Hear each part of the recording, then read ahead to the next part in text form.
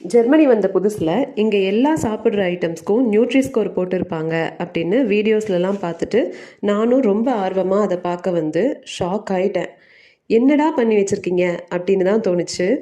இங்கே மீன், prawns, nuts இதையெல்லாம் ஏ அப்படின்னும் அப்படியே பிசிடின்னு குறைஞ்சி பிஸ்கட்ஸ், சாக்லேட்ஸ் இதை ஈன்னும் மென்ஷன் பண்ணியிருப்பாங்க.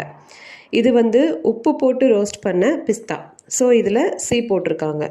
ஆனால் இங்கே பாருங்கள், இது வயசன் மேல் மைதா. இதை சாப்பிட்டா ரொம்ப கெடுதல், ஃபைபரே இல்லை, ஹார்ட் அட்டாக், டயபெட்டிஸ்லாம் வரும்னு டாக்டர்ஸ் சொல்லியே கேட்டிருக்கோம்.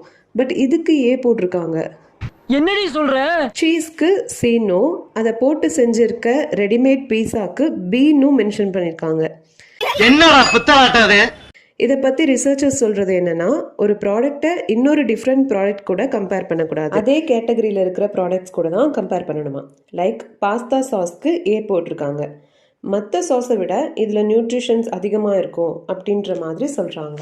என்ன தான் இருந்தாலும் இந்த மைதாவிலையும் ஃப்ரெஞ்ச் ஃப்ரைஸ்லையும் நியூட்ரி ஸ்கோர் ஏ போட்டிருக்கிறது உண்மையிலேயே மனசு வலிக்குது.